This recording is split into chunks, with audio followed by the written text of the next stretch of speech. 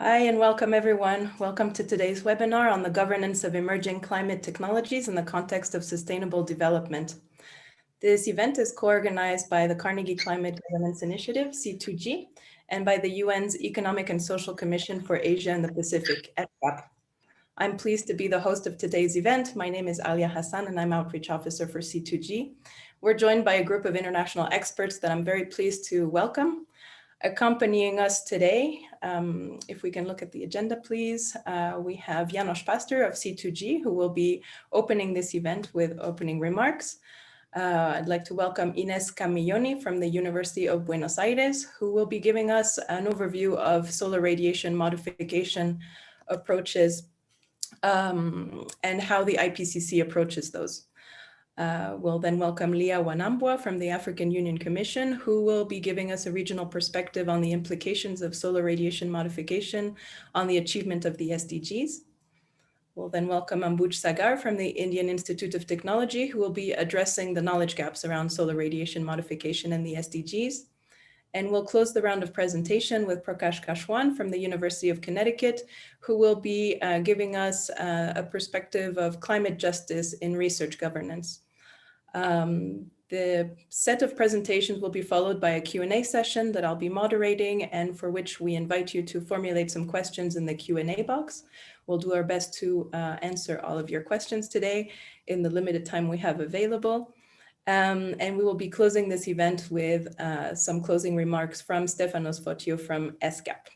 So without further ado, I would like to now give the floor to Janos Pasztor of C2G. Janos, the floor is yours. Thank you very much, Alia, and colleagues. Good morning, good afternoon, good evening, wherever you may be. My name is Janos Pasztor. I'm the Executive Director of the Carnegie Climate Governance Initiative, C2G. This is a small, time-limited initiative linked to the Carnegie Council for Ethics in International Affairs. We're funded by philanthropy, and our focus is to contribute to the development of, or the strengthening of governance frameworks for climate-altering techniques such as carbon dioxide removal and solar radiation modification. I want to share just a few words with you before we get into a very interesting discussion with a very interesting and excellent set of speakers, panelists that will be coming. So the first is, and I think with these panelists, and I presume the participants who are attending, we don't need to spend too much time on demonstrating how serious the climate crisis is. The world is far from reaching the 1.5 degree goal of the Paris Agreement. And the recent announcement by many countries and indeed non-state actors about net zero emissions by mid-century is the right way, is the good direction. But the short and midterm policies of these same actors don't seem to fully reflect that. And as an example, the recent climate change plans, the NDCs that have been submitted to the UN-FCCC do not demonstrate that. So the emission gap remains, and the world is still on a path of about +3 degrees centigrade. Now, we talk a lot about net zero, but in fact, we know that we need to go net negative afterwards. And overall, what is clear from the IPCC and other scientific information, that carbon removal will have a significant role to play, and that there are a number of governance challenges there. But all this may not still be enough. And this is where additional challenges come in. How can we maintain the 1.5 degree goal while the world is decarbonizing? And so far, the one approach that scientists seem to think could work is the family of techniques called solar radiation modification. Some of these would operate locally, some regionally, and some, especially the one which is most talked about, the stratospheric aerosol injection, would operate globally. Now, of course, in addition to the positive impacts of reducing temperature, which we hope would come from the application of these, there will be impacts on sustainable development goals, on geopolitical and security issues, basically on everything. And then there are also unknown impacts that we don't know yet. And if ever undertaken, this would be the most global endeavor humanity has undertaken. And the impacts, although global, would not necessarily be the same to everybody in different parts of the globe. And there will be also intergenerational and ethical issues. In short, there are a whole series of governance challenges about how to understand and learn, about how stakeholders can participate, how to govern research, and eventually how to undertake regulatory action, and eventually also to prepare evidence-based decision-making.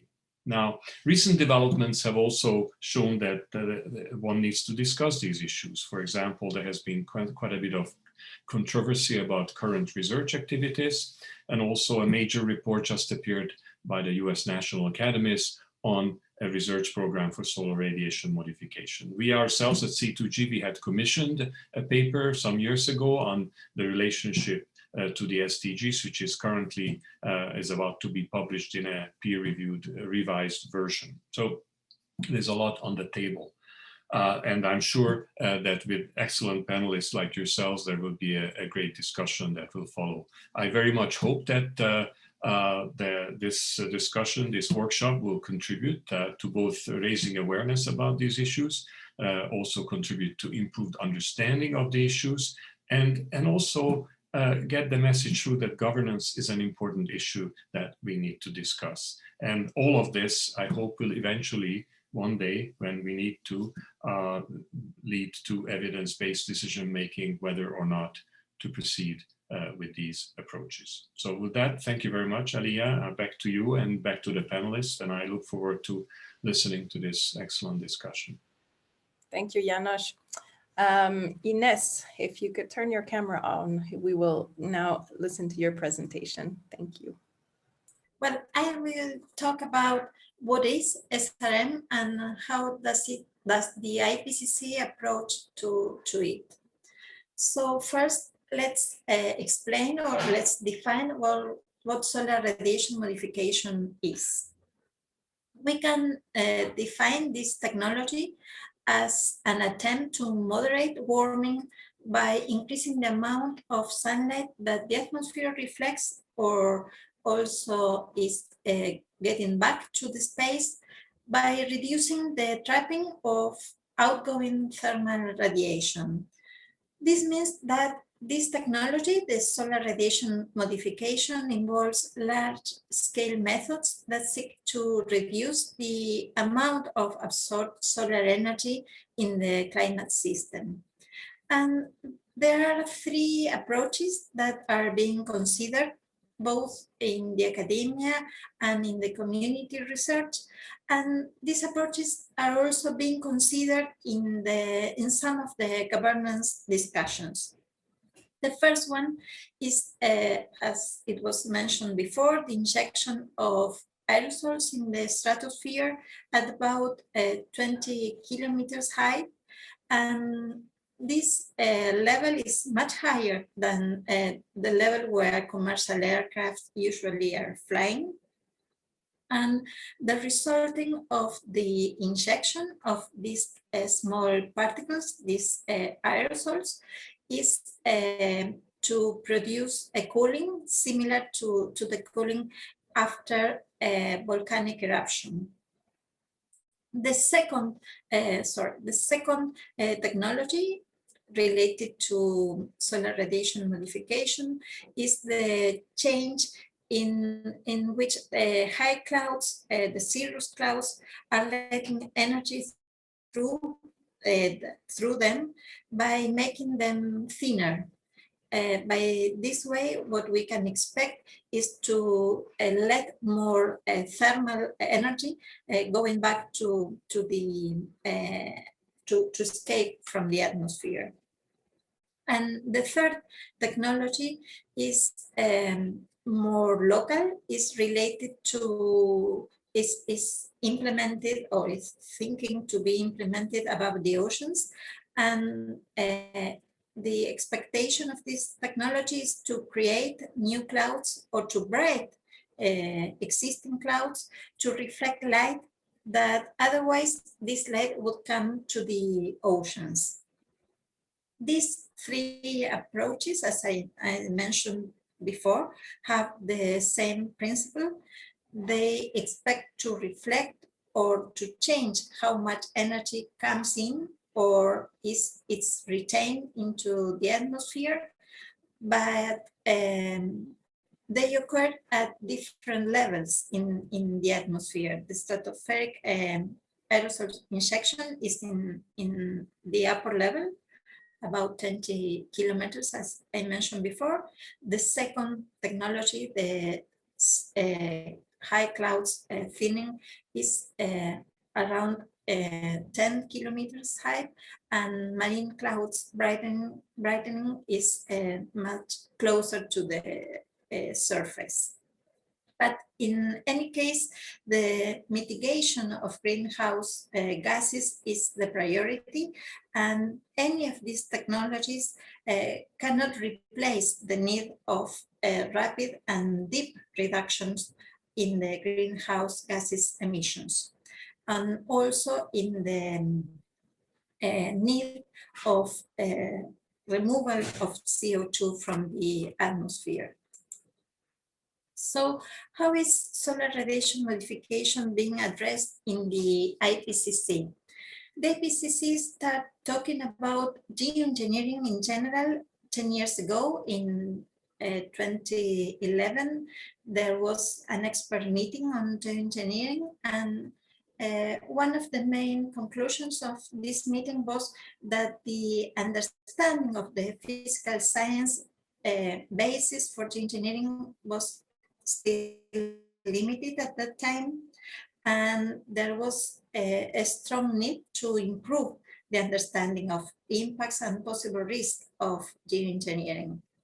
2 years later, in 2013, in the fifth assessment report of the IPCC, the solar radiation modification was included very shortly, and the discussion was that the compensation, or the main conclusion in this report, was the compensation between the greenhouse gases warming and the solar radiation modification cooling would not produce a climate that was identical to the pre-industrial climate.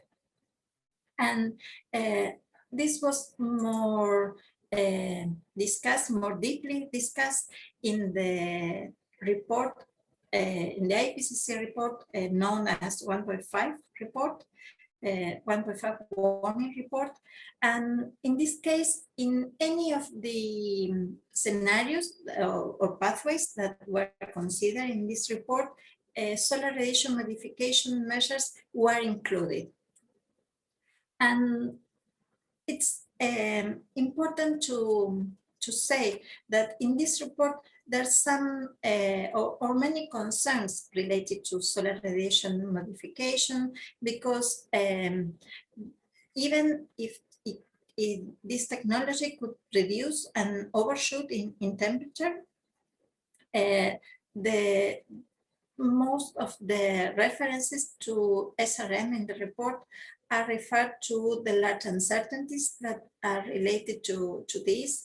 There's the knowledge gaps we have, the risk that can be expected if this solar radiation modification is implemented, and also that there are many institutional and social constraints to deployment related to these aspects of governance, ethics, impacts, and also on sustainable development.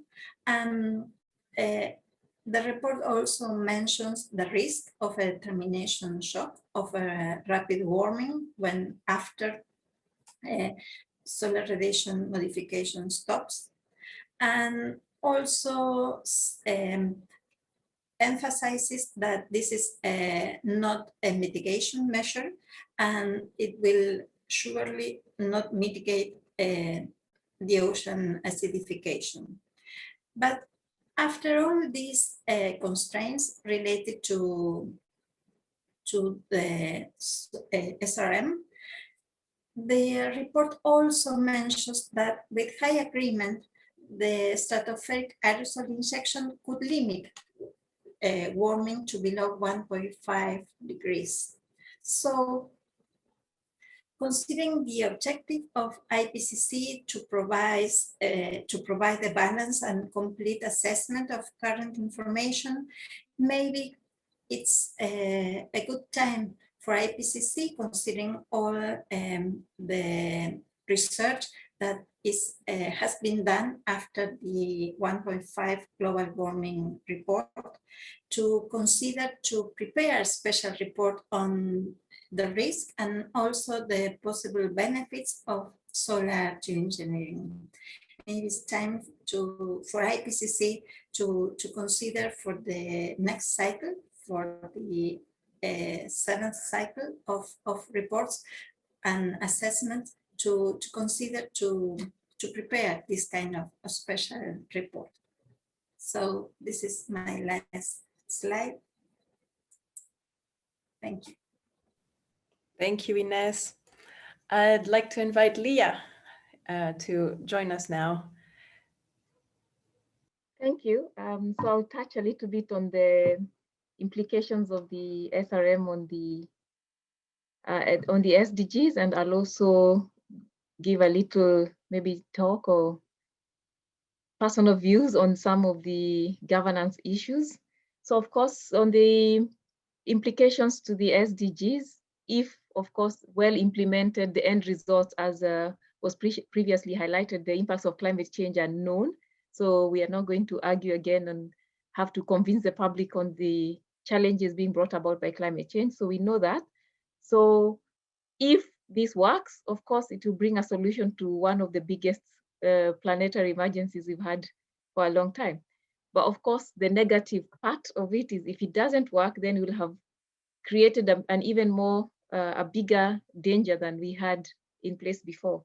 But also there's the risk that maybe this looks like it will deviate attention from the already ongoing efforts countries are already putting on, revising their NDCs. There's a lot of commitment and willingness by governments and all actors to do something now on in responding to the climate change.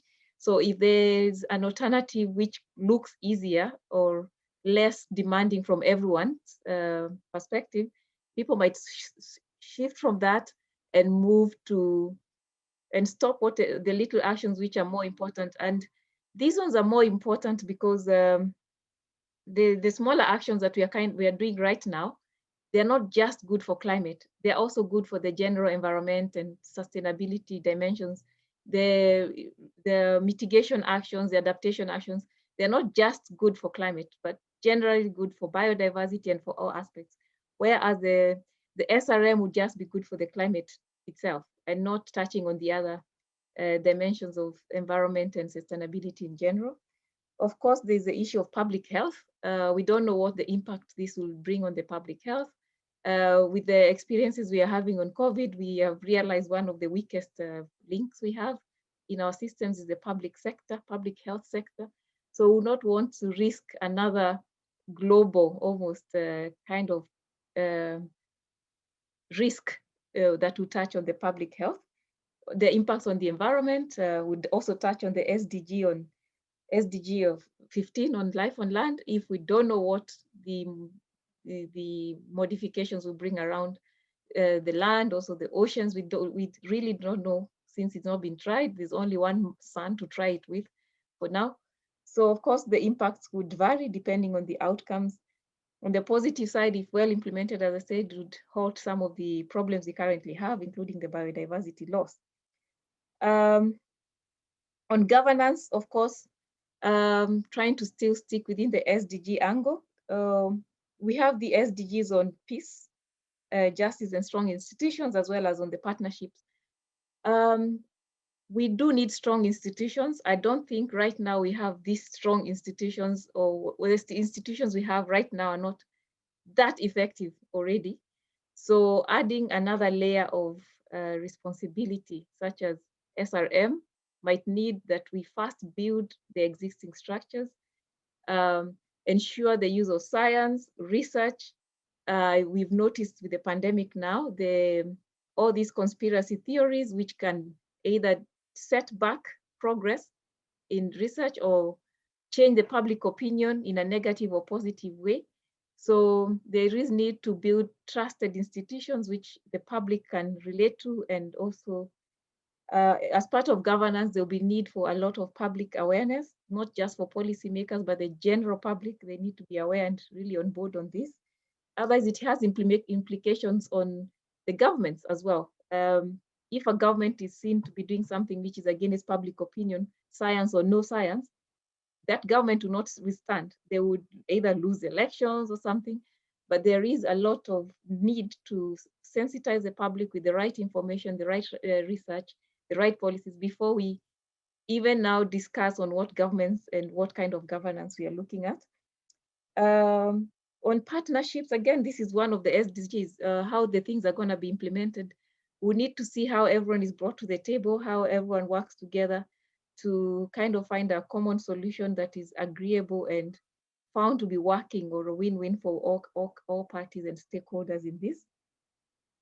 Issues of the code of conduct, research, again, the legitimacy of some of these institutions, who's in charge of, or who can be the president of such kind of activities, like SRM. I think these are some of the questions which we need to address before we can even move forward. I'll also look at the,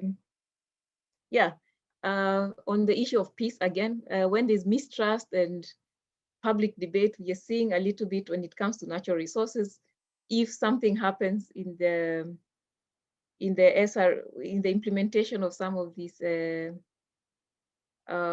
interventions, again, as they are touching on common goods and like the air, the land and water, if something goes wrong, we would have conflict maybe between the countries, I don't know, but depending on what outcome that brings, it could bring an issue there. We don't know about also the kind of relationships, if it will bring allies or non-allies.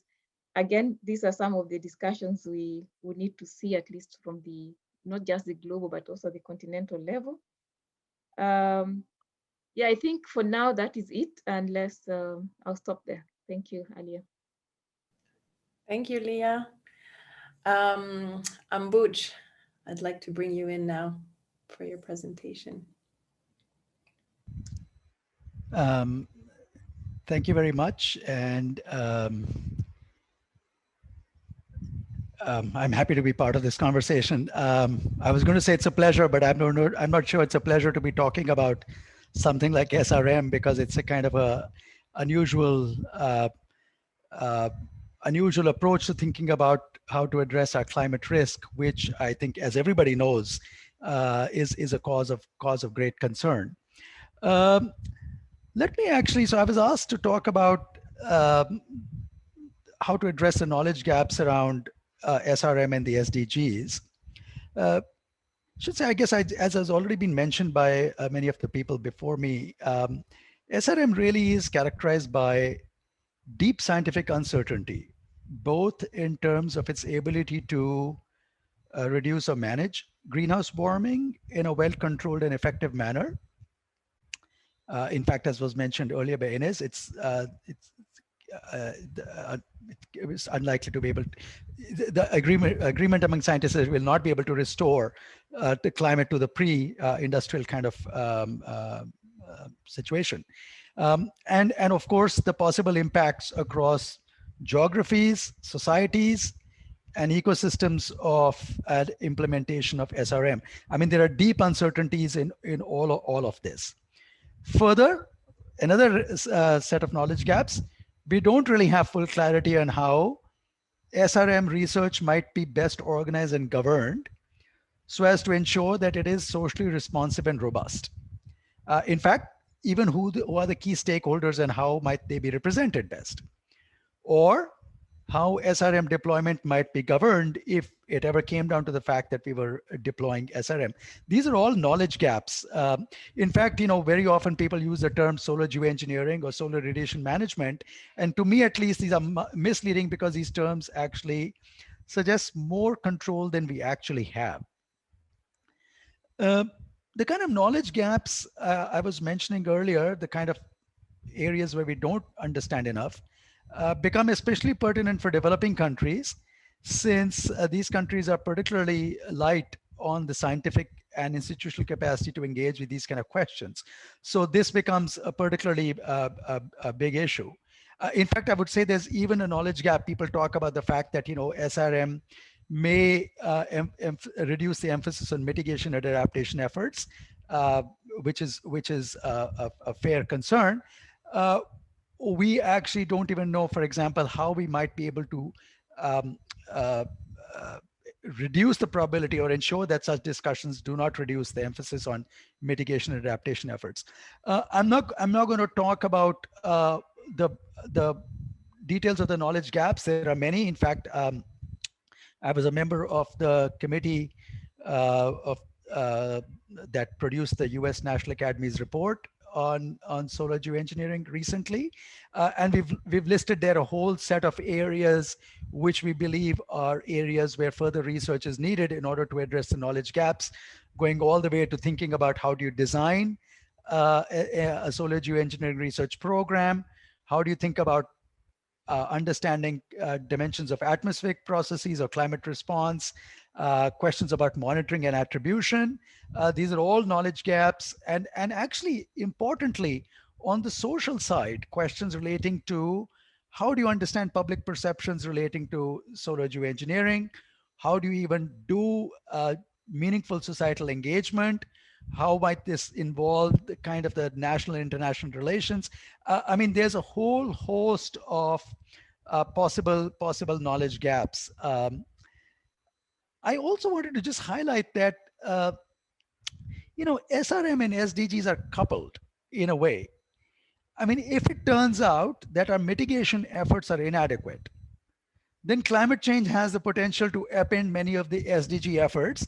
And in that case, SRM may actually help reduce, in some ways, the negative consequences for SDGs of climate change, severe climate change.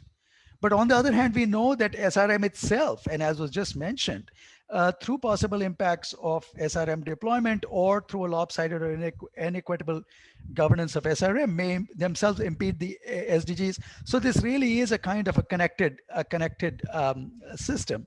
And obviously then I personally believe, therefore, it becomes particularly important to give more consideration to these different dimensions of this SRM issue and the knowledge gaps around that.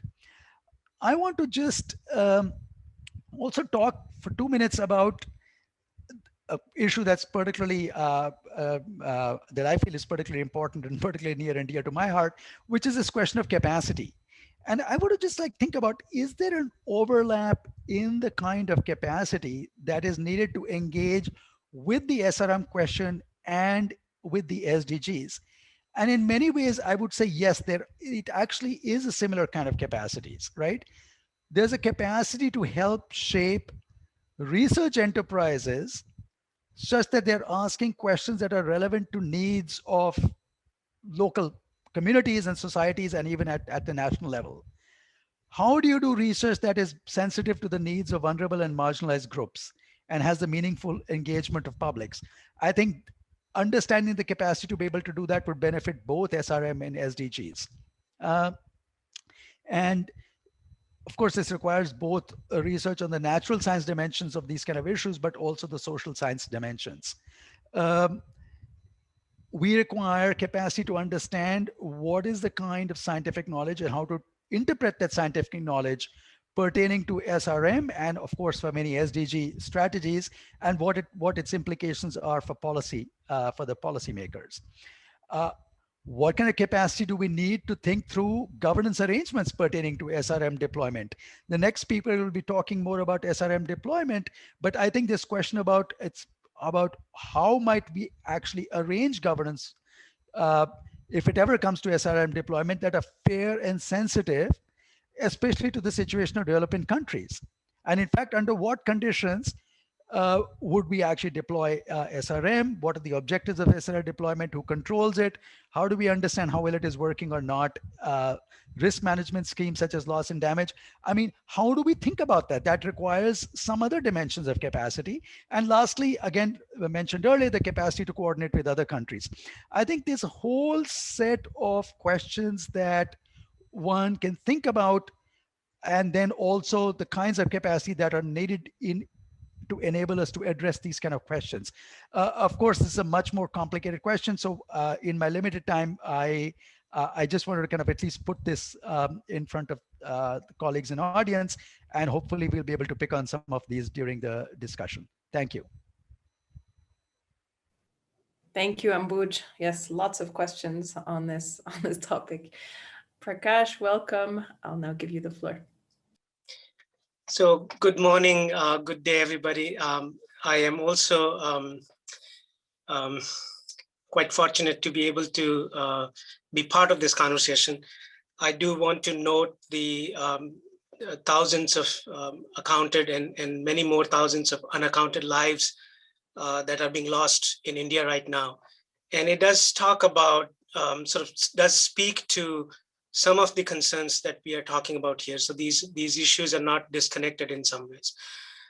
So having said that, I want to talk about the notion of looking for justice. And that sort of vocabulary has been chosen carefully to make you think in a more complex and nuanced ways. So as my previous speakers have spoken about, many of the climate change impacts are going to be severe.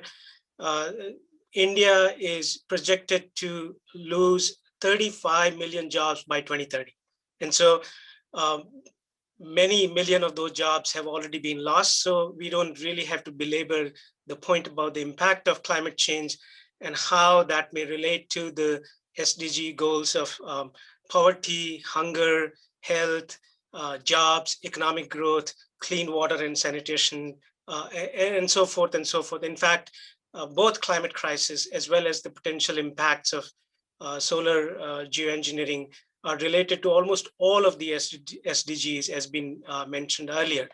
Now, the question is, if we think at this kind of macroscopic level, it does seem reasonable that if the heat impacts are going to be so severe and other kinds of impacts are going to be so severe, maybe solar radiation management, and I want to focus specifically on stratospheric aerosol injections, because the governance arrangements will vary dramatically depending on what technology we are talking about. So I'll focus on those dimensions here. So the question is, can we counter those impacts by deploying a technology, a planetary scale technology such as SAI? The moment we talk about such a large scale intervention in the planetary system, of course, it raises questions of geostrategic and security concerns, not just because India and Pakistan may fight between one another about who caused that monsoon disruption or who's responsible for those floods or droughts, but also because of the changes in global food systems. Some global actors may strategically and tactically be sort of positioning themselves to take advantage of the changes in the global food system. So there are certain regions of the world we know are going to benefit from extreme climate change, and they will become major exporters of food, grains, and so forth. And so they may not want solar geoengineering to be done, even if they believe that all of the impacts are going to be as predicted. So at a very high level, even just to prevent the actors who are very keen to do solar geoengineering, or the other set of actors who are keen to fight the attempts to do solar geoengineering, we need high-level, politically legitimate governance structures. But does that mean that we can actually create a governance structure that will address the microscopic effects of climate system and solar geoengineering? That needs to be thought through way more carefully than has been the case thus far. And I want to talk about how monsoons is not just a geostrategic security concern, but it is also a matter of livelihood of over 1 billion people in India, where it is referred to as the finance minister of India because the economy depends so heavily on it. But East Asia, West Africa. So all in all, if you're looking at monsoon systems, you're talking about 2.5 billion people whose only source of irrigation is the annual monsoon cycles. So having talked about these kinds of impacts, we should think about whether to take a technology like this and present it as a global public good. Is that judicious? Is that wise to do? And I would argue that especially if we are interested in thinking about how it might interfere with any of these SDGs, we got to be more careful. We cannot consider justice and equity in the context of SDGs and other kinds of microscopic effects to be a sort of epistemic challenge. It's not something that we can theorize at the global level. We can come up with new sort of theoretical arguments about how all of this is going to deal. Partly, and design solutions that work in global north context, such as the proposals that if there are risks, we can do parametric insurance to deal with the risks. Anyone who has studied how insurance systems work in global south would actually be a bit concerned that even there is a discussion of things such as parametric insurance to address the kind of risks that billions of people are going to face as a result of SRM. The ways in which this local communities, we talk about local communities quite a bit, but how have they dealt historically with the uncertainties related to climate, weather patterns, and so forth? There's something called as diverse, complex, adaptive livelihood systems. And the diagram that you see on your screen is a simplified representation of these complex, diverse, adaptive livelihood systems. And they depend on very slow onset changes that they can observe over time and then can respond accordingly. But if you have wild fluctuations in a weather system or a climate system, they will not be able to deal with that.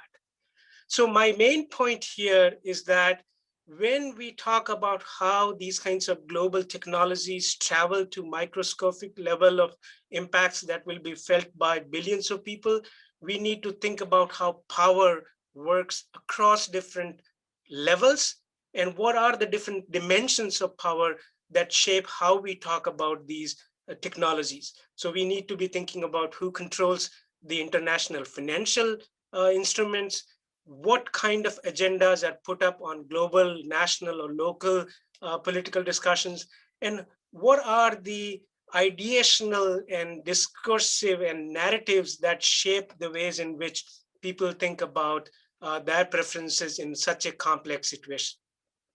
So my request here is that we think very carefully about this kind of projection from global levels to local levels, because this is never a straight line. It is mediated by very, very complex functionings of power in different dimensions. Leaders who do bad things do not always lose elections.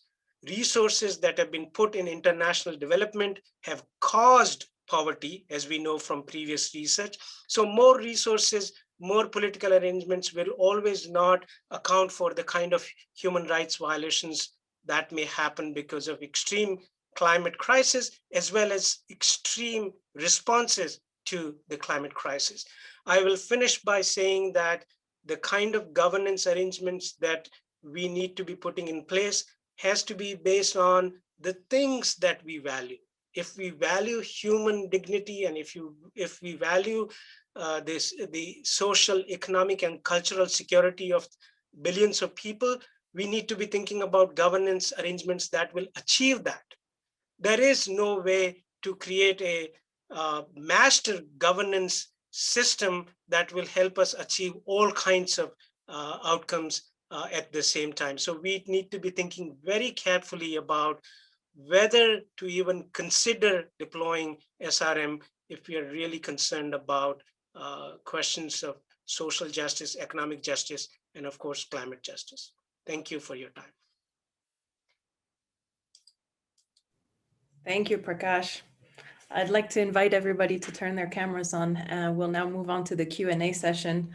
So obviously this is a very complex issue, lots of uncertainty, lots of questions raised in the process. I would, before we start, I would like to invite our our guests to formulate their questions in the Q&A box if they have any for speakers. But in the meantime, we have some questions that we would like to ask them. And I'll start with Inés, just as a general question, because we're obviously seeing that the pace of emission reduction at this stage is worrisome. And so in this context, how important do you think it is, Inés, to explore other possible options such as solar radiation modification?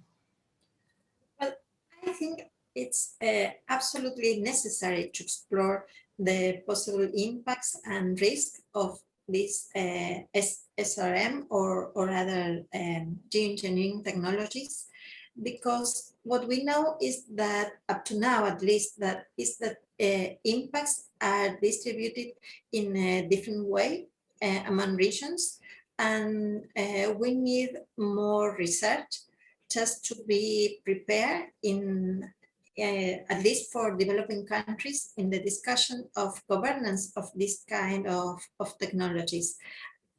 Up to now, we don't have enough research of the impacts in developing countries, at least in terms of research that is being done by researchers from these countries. So we need to involve these researchers in the discussion, just to produce results that are transparent and confident. So we hope that SRM will not be implemented. We hope that the efforts to reduce greenhouse gases emissions is enough to reach the Paris Agreement targets. But as it was mentioned before, we are not in this pathway. We are closer to 3 degrees warming, not 2 or 1.5 degrees.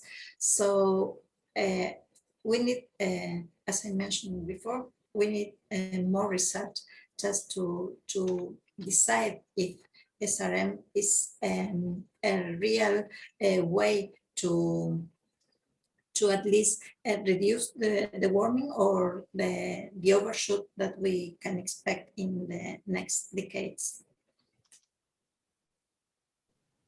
Thank you, Inés.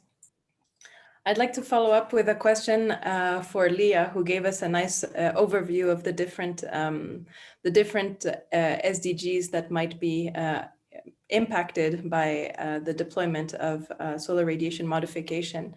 So Leah, I was wondering if, in your opinion, the SDGs are a good or a useful indicator or metric to assess the success or failure of solar radiation modification.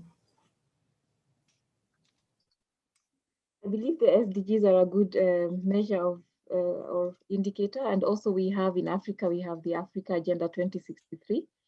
So measuring, for example, if you have attained zero hunger or reduced poverty, as one of the presenters mentioned, we have the target on hunger. If the impacts on rain are going to impact the wheat production in one region and reduce it in another, of course, that depending on which side of the continent you sit, that would affect the SDG on the hunger, the second one on hunger. Of course, there's the SDG on water as well. The climate change has impacts on the water availability and stress. So again, if we can measure that, I don't know what baseline would be used. We'll leave that to the scientists to know if these impacts have either led to an increase or decrease in the water. Of course, the biggest one is on the climate action. If the SRM works out well, we'll know based on the indicators on the climate action if we have actually been able to achieve our targets in line with the Paris Agreement. But that being said, as again I indicated earlier, on climate action, the good thing or the beauty about the Paris Agreement is that it's not just the actions. The climate actions will not just bring a positive change to on greenhouse gases, but they are kind of designed in a way that they bring about the whole concept of sustainable development, including issues of waste and production, the whole system. So this Paris Agreement as it is, of course, works. If we must go the solar radiation way. Of course, then we have to do it in a way that we do not stop the ongoing actions that we already have. Of course, the indicators on peace and partnerships, all these come in. The presentation by Prakash there was one article there on could it cause wars and conflict? Of course, yes. So these are some of the indicators that we could use to see if these methods are working. So yes, the SDGs are a good starting point to measure progress or the outcomes. Yeah. And let's not forget we have the Agenda 2063, the Africa Agenda 2063. Thank you. Thank you, Leah. We have a question from Klaus Radonsky. Klaus says, in order to address the issue of moral hazard, would a prerequisite of deployment of SRM not be to achieve net zero greenhouse gas emissions at global scale? I don't know if anybody wants to volunteer to answer this question. I can provide one response to that. So there have been debates and discussions about this, that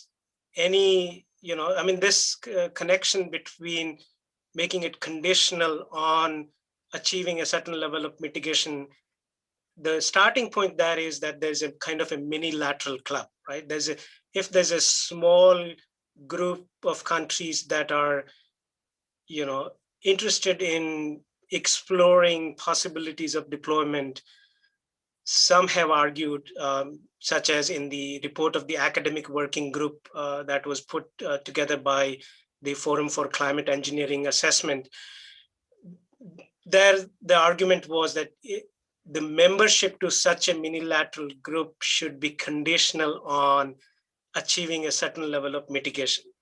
But this is a very theoretical argument, because as we know, in the realm of global legal system, there's no way to force any country to act this way or that way. You can put up agreements and you can hope that there will be some kind of impact of these kinds of agreements and discussions. So yeah, I'll leave it at that. Thank you, Prakash. We have another question coming in from an anonymous attendee. The question is, little to no governance is in place yet to control the known effects on the atmosphere, such as atmospheric pollution. SRM is a high impact solution with large unknowns and problems that may even be deployed independently by non-state actors. So what governance could be in place to control these?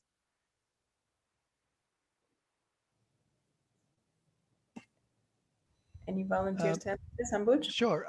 Let me speak to this question and even the previous one to some extent. I think we just have to recognize this is a really complicated question, and especially relating to SRM deployment. And it raises a whole kind of question that at least I as an academic think are research questions. Questions about under what conditions might SRM be deployed? What are governance arrangements that would be seen as fair and equitable? These are questions to which we don't have easy answers.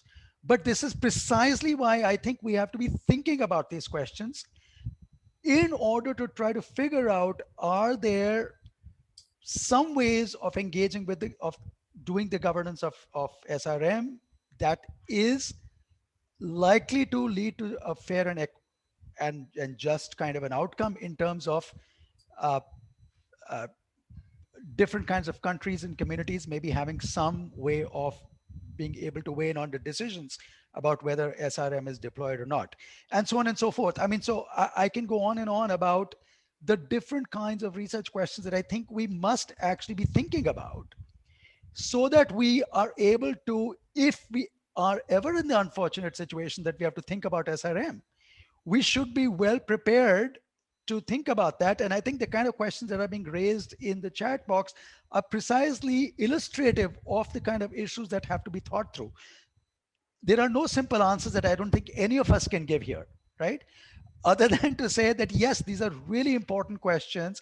And this is precisely why we must be thinking carefully. And I want to pick up on the point made earlier, and which is why people in different countries need to be thinking differently about this, because what seems like a fair and just way to govern may depend very much on where you're sitting. And therefore, we must make sure that as we engage in the interrogation of these kind of questions and researching these kind of questions, there must be people from different countries and different backgrounds that are part of that broad research community, so that we are able to get different perspectives on these complex questions. Thank you, Ambuj. We have, sorry, Leah? Maybe to add to Ambuj, to make the decisions that are required to be made, we would need to have more information and research and capacity. I'm just trying to imagine being invited to a big meeting where global leaders are sitting to discuss whether to adopt this, and some of the countries have no idea what that is.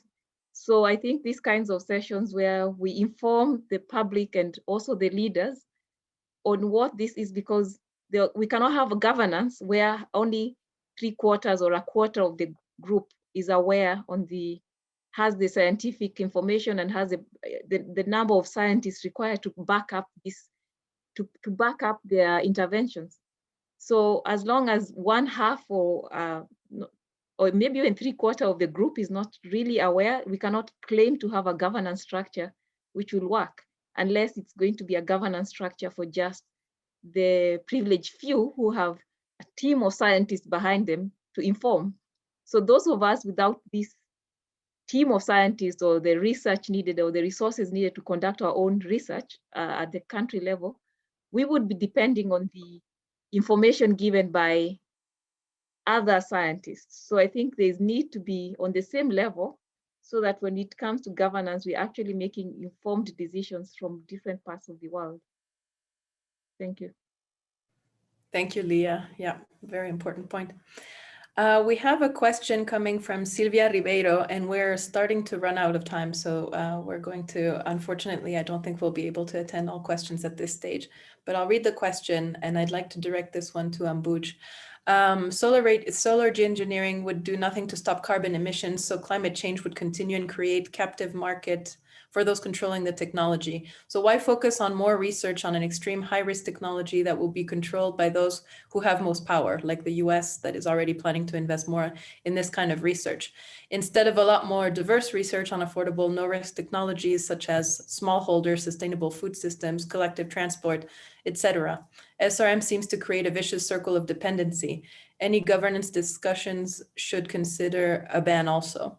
Do you have any comments on this, Ambuj?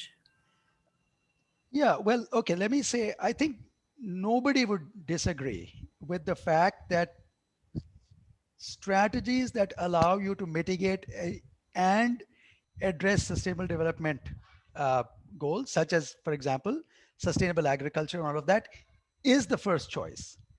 But the question, I think that really that people thinking about SRM, at least somebody like me, grapples with is, we can wish that, but what happens in a situation which we are finding ourselves right now, that the world is not doing enough to mitigate, right? So one can certainly invest in that kind of research and hope there's mitigation is sufficient, but what if, right? And it's that what if that actually leads to, and again, to me, at least the conversation is not whether SRM should be deployed or not. I think the question is really, how do we understand more about this technology? It may well be that it doesn't even work. I mean, science may show that this is not a feasible way to work. Or we were talking earlier about what might governance arrangements look like. I think we at least need to explore that. I don't see this as an either or in terms of research. I think while we are pushing ahead as fast as possible on research for mitigation and action on mitigation, hoping that we are able to avoid a situation in which SRM may be required as an option, but in the meanwhile, at least try to understand better different dimensions of the SRM question. So at least that's how I see it. Can I make a quick follow-up comment on that? Real quick. I think there's been quite a bit of emphasis on more research. And we know from the past experiences that more research does produce useful information, but that information will be utilized properly by the political system should never be taken for granted. And so in light of those uncertainties about how research will be used in the political system, we should also be careful about how pushing too much of research and creating too much of discussion may actually preempt some of the other kinds of discussions. And I wanted to sort of quickly give a real concrete example. In 2001, David Keith published a paper about sinks, energy, crops, and land use. And in that paper, he made a very categorical recommendation about how not to pursue bioenergy and carbon capture options. And lo and behold, in 2008, exactly opposite to what David Keith had recommended, the BECCS was deployed as a large-scale source of biofuel, and it contributed to the world food crisis and the spike in global hunger in 2008. So we knew that if we were looking at this whole scenario from a political economy perspective, from a power perspective, we knew that any of those large kinds of solutions are going to create microscopic injustices and problems that do aggregate back to sort of global problems. So I would say, there is ample reasons to believe that we should be using something like a precautionary principle to think about and to do research on solar geoengineering. Thank you, Prakash. We have some really interesting questions coming in the Q&A box, but unfortunately we're running out of time and I don't want to take away any time from Stefanos Fotiou from ESCAP, who was going to give some closing remarks. So we'll save these questions and we hope to address them in a future event. But in the meantime, I'll give the floor to Stefanos for the closing remarks. Alia, thank you very much. And also Janos, thank you very much for inviting ESCAP and to co-organize this event. It's a tough job to give concluding remarks because there were some amazing messages from all the panelists. So I will just repeat, I think, some of the messages that they make a big sense to me.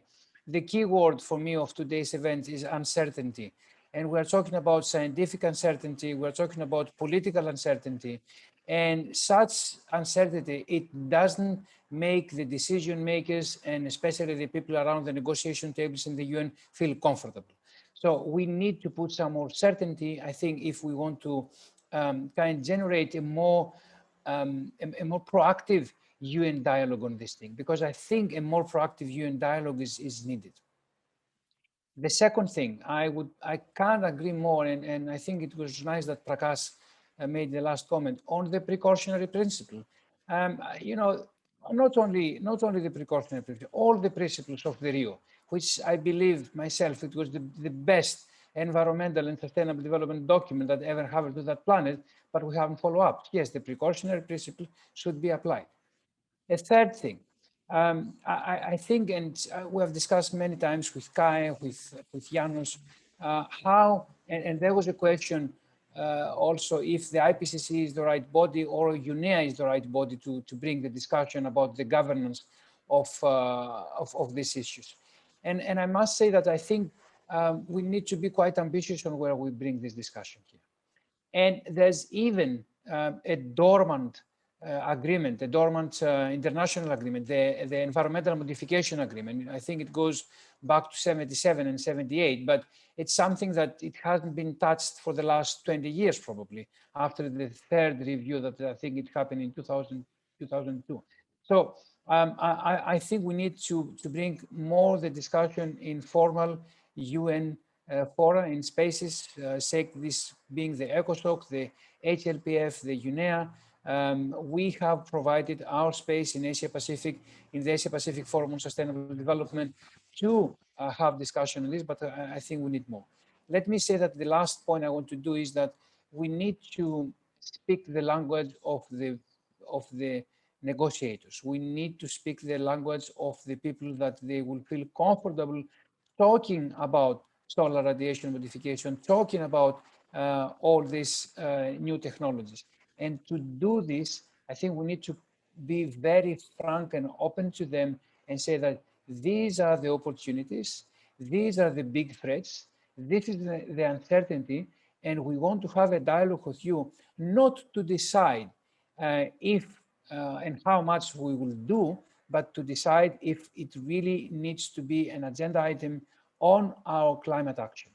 And of course, any such discussion should not be used as a substitute of raising ambition of climate mitigation and making sure that the beacon on going forward is the Paris Agreement and the limit of 1.5 degrees. Thank you very much, Alia. Thank you very much, Janos, and all the panelists.